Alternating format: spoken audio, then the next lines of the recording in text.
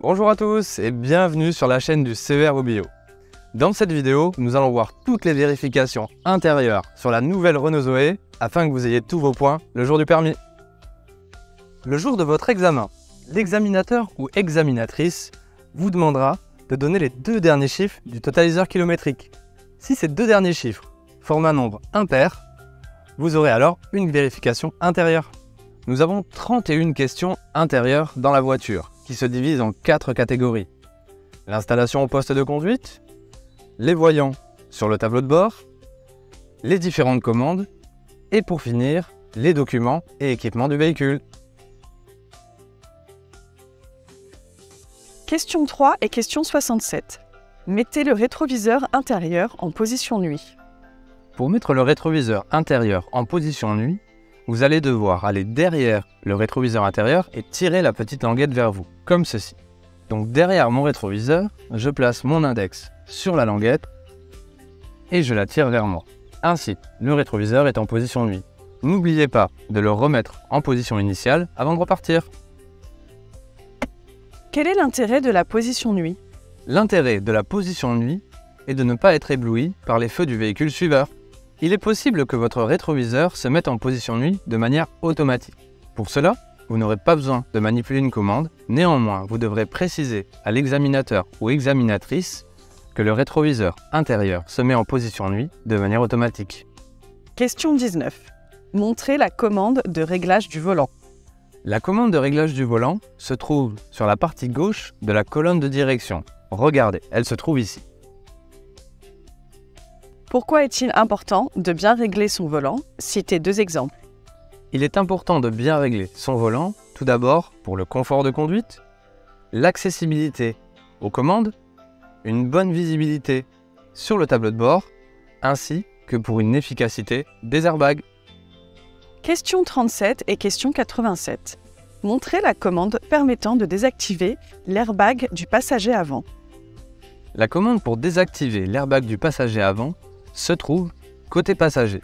Pour cela, il va falloir ouvrir la portière côté passager et ensuite nous pourrons le contrôler. Vous allez donc demander à l'examinateur ou examinatrice d'ouvrir sa portière pour pouvoir contrôler l'emplacement de la commande. Regardez.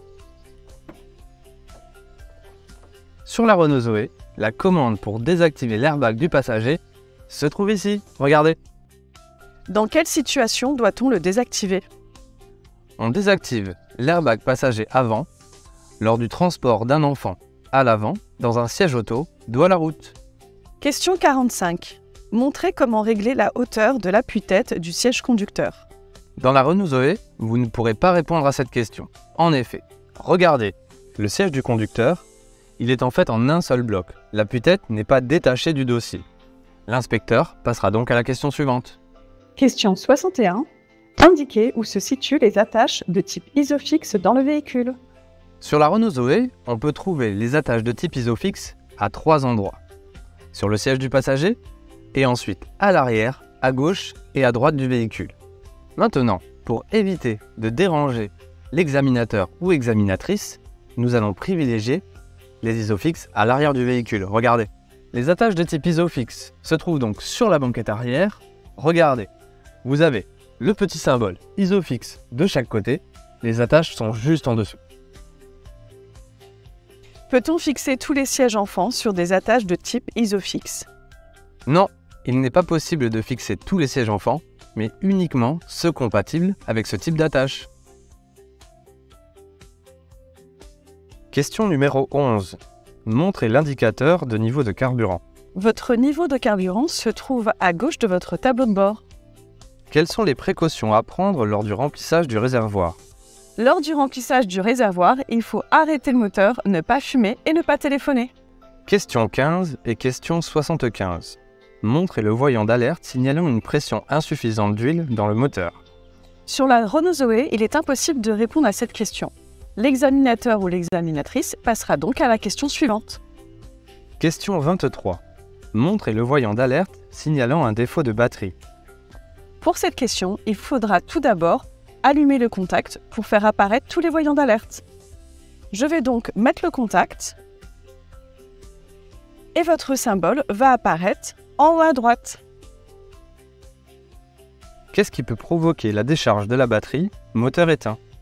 Ce qui va provoquer la décharge de votre batterie, ce sont les feux, les accessoires électriques en fonctionnement.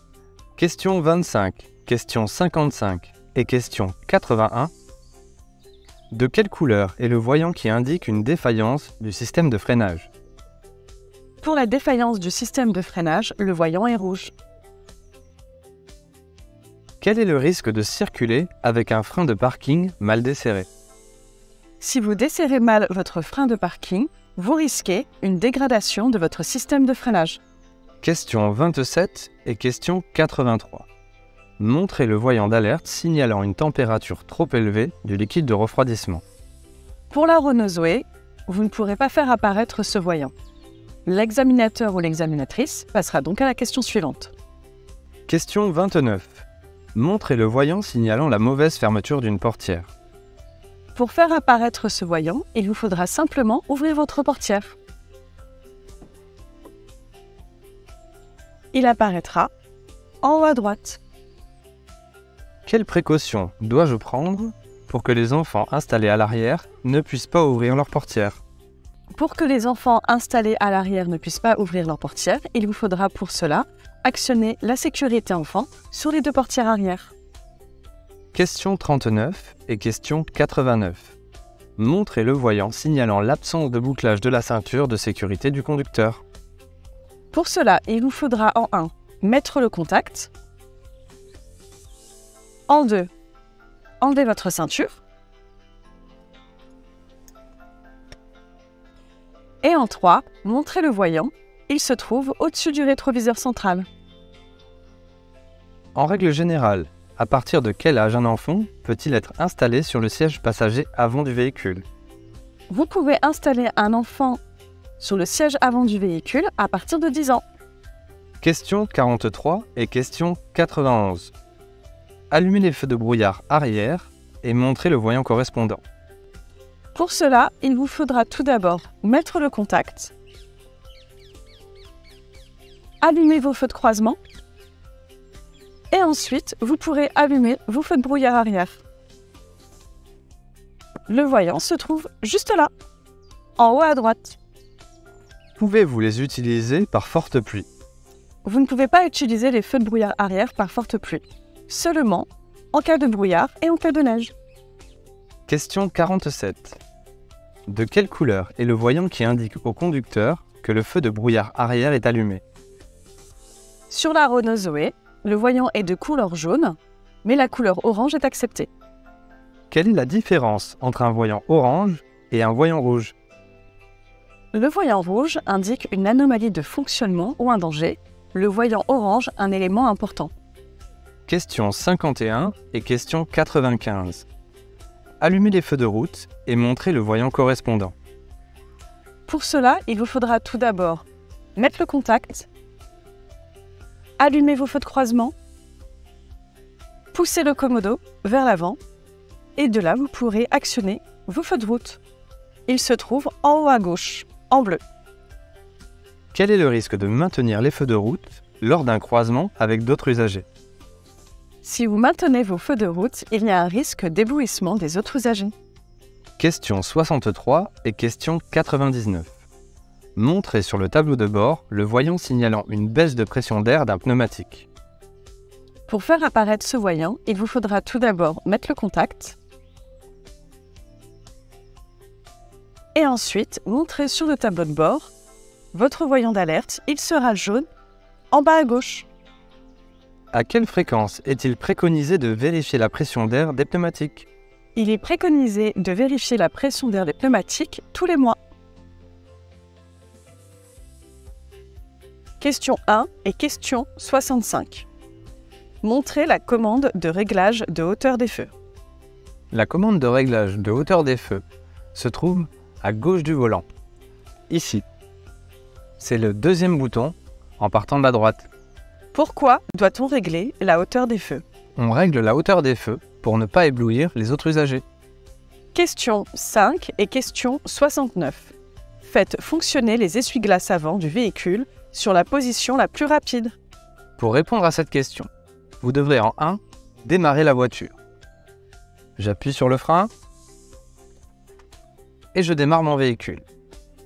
Ensuite, je vais prendre le commodo de droite et le descendre tout en bas. Ainsi, mes essuie-glaces sont allumés. Comment détecter leur usure en circulation? On détecte leur usure car en cas de pluie, ils laissent des traces sur le pare-brise. Question 13 et question 73. Actionnez le dégivrage de la lunette arrière et montrez le voyant ou le repère correspondant. Avant d'actionner cette commande, il vous faudra démarrer le véhicule. J'appuie donc sur le frein et je mets en route la voiture. Le voyant se trouve au centre du tableau de bord, c'est celui-ci. Je l'active et le voyant se situe juste au-dessus. Quelle peut être la conséquence d'une panne de dégivrage de la lunette arrière? La panne du dégivrage de la lunette arrière peut entraîner une insuffisance, voire une absence de visibilité vers l'arrière. Question 21 et question 79. Positionnez la commande pour diriger l'air vers le pare-brise. Pour répondre à cette question, il faudra en 1 démarrer le véhicule.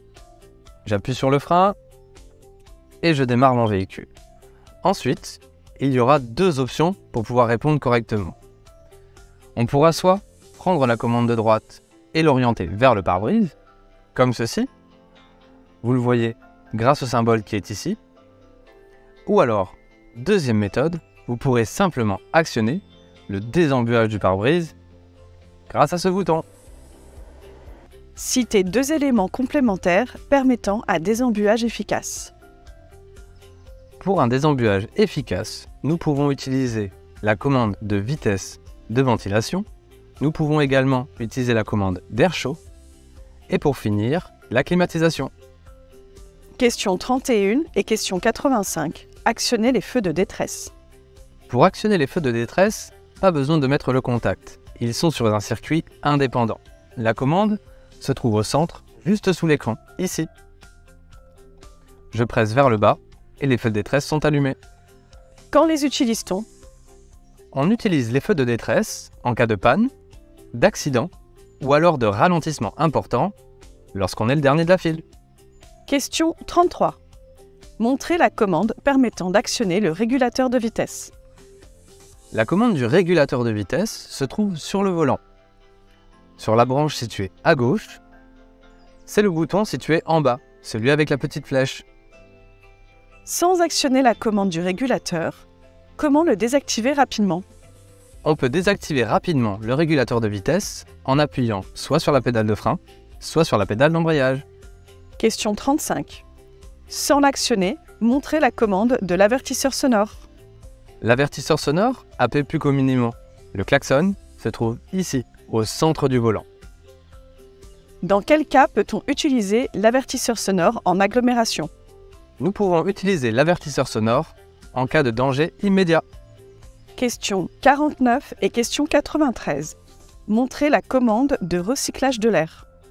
La commande de recyclage de l'air se trouve au centre, sur le système de ventilation. C'est donc le bouton en bas à droite. Vous l'avez vu, le symbole de la voiture avec la petite flèche à l'intérieur. Mais attention, simplement on montre la commande, on ne l'actionne pas. Quel peut être le risque de maintenir le recyclage de l'air de manière prolongée? Le risque si l'on maintient le recyclage de l'air, c'est une mauvaise visibilité due à l'apparition de buée sur toutes les surfaces vitrées du véhicule. Question 57. Si le véhicule en est équipé, montrez la commande du limiteur de vitesse. Il y a bien évidemment un limiteur de vitesse sur la Renault Zoé. Il est lui aussi sur la branche gauche du volant. Mais c'est cette fois-ci le bouton situé en haut. Quelle est l'utilité d'un limiteur de vitesse? L'utilité est de ne pas dépasser la vitesse programmée par le conducteur. Question 59 et question 97. Faites fonctionner l'essuie-glace arrière du véhicule. Pour faire fonctionner l'essuie-glace arrière du véhicule, nous allons tout d'abord mettre le contact. Une fois le contact enclenché, nous allons venir, grâce au commodo de droite, ici à l'extrémité, et simplement le tourner d'un cran. Regardez. Ainsi, l'essuie-glace arrière est activé. Pour une bonne visibilité vers l'arrière, en plus de l'utilisation de l'essuie-glace, quelle commande pouvez-vous actionner par temps de pluie? Pour une meilleure visibilité vers l'arrière, on peut simplement actionner la commande de dégivrage ou de désembuage de la vitre arrière. Question 7 et question 71. Vérifiez la présence du gilet de haute visibilité. Le gilet de haute visibilité peut se trouver à l'intérieur de votre portière ou dans votre boîte à gants. Pour cela, il vous faudra demander à votre accompagnateur le jour de l'examen. Nous, il se trouve dans la boîte à gants.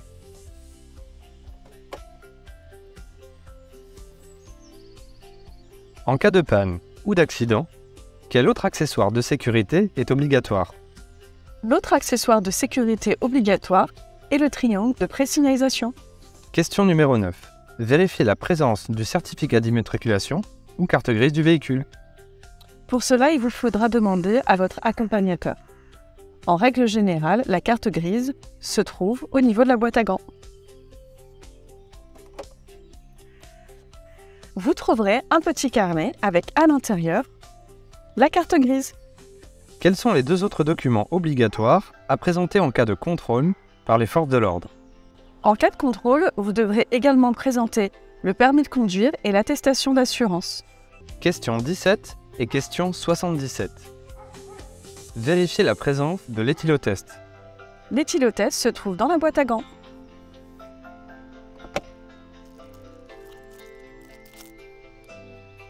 À partir de quel taux d'alcoolémie, en période probatoire, est-on en infraction? 0,2 g d'alcool par litre de sang, c'est-à-dire 0 verre, car dès le premier verre, le seuil peut être dépassé. Question 41. Vérifiez la présence de l'attestation d'assurance du véhicule et de sa vignette sur le pare-brise. L'attestation d'assurance se trouve dans la petite pochette dans la boîte à gants.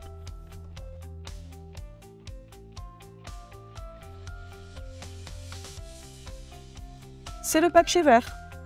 La vignette se trouve sur le pare-brise, mais sa présence n'est plus obligatoire.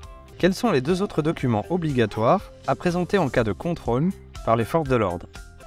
En cas de contrôle, vous aurez besoin de présenter votre permis et votre carte grise. Question 53. Vérifiez la présence du constat amiable dans le véhicule. Le constat amiable se trouve dans la boîte à gants. Il est de couleur bleue. En cas d'accident, dans quel délai doit-il être transmis à l'assureur? Vous aurez 5 jours pour envoyer votre constat à votre assureur.